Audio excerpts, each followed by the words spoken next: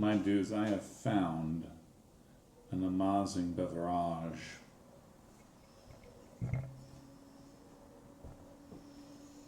Brasilberg da Casa Underberg.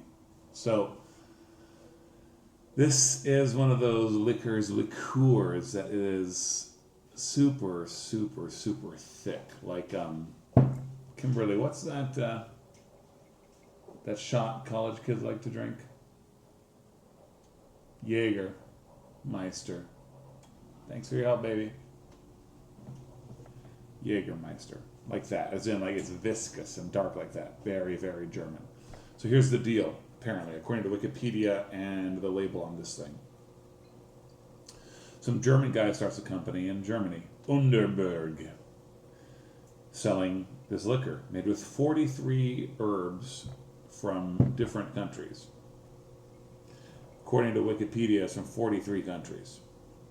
It's made of aromatic herbs. I don't know if it's 43, but they come from 43 countries. The recipe is a secret.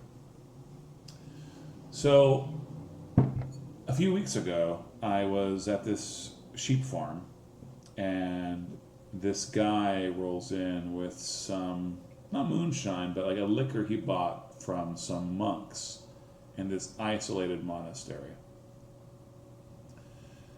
And they had some sort of liquor like this with, 40 herbs liquor is what they called it. And it was dark and it was powerful and super, super, super complex, as you can imagine. I think it's a thing around here. I think it's a German thing. It's a very, very German population around here.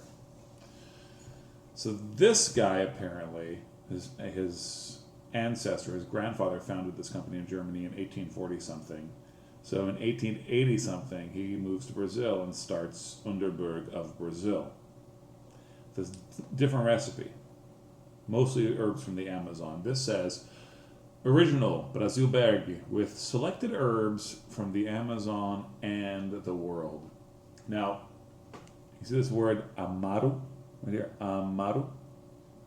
That's an old-fashioned way of saying bitter.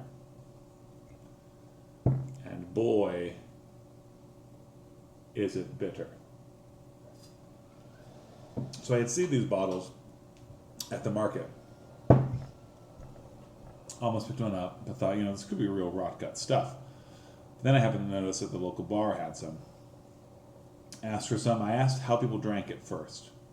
And dude said, well, some people put a squeeze of lime in it. Some people put some sugar in it. Some people put a little ice over it. Some people just drink it straight. So I asked for it with a cube of ice.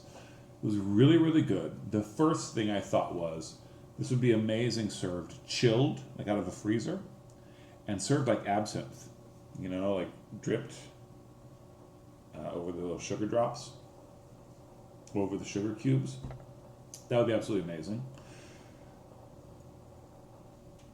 This stuff is so bitter, it's almost undrinkable, but you want to have another sip. It's incredible. So, you can see how viscous it is. Not super, not as much as Jaeger, but pretty thick. It's refreshing. Like it's got like anise and maybe some kind of mints in there because it's refreshing and minty, vaguely minty.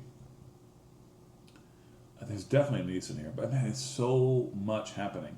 There's this steady bitterness that is introduced right at the beginning and stays, but at the end it blossoms, or there's a different bitterness that comes in that just coats your whole mouth. It's just bitter, bitter, bitter.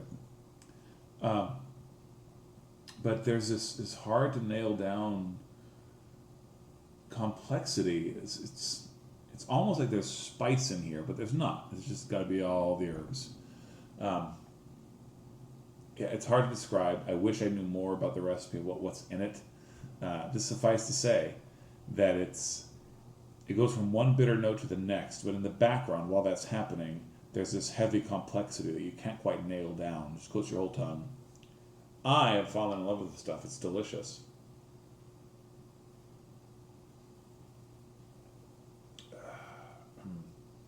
I think it's mostly a southern thing, but I'm not really sure. Definitely a German thing. So, y'all, Prost.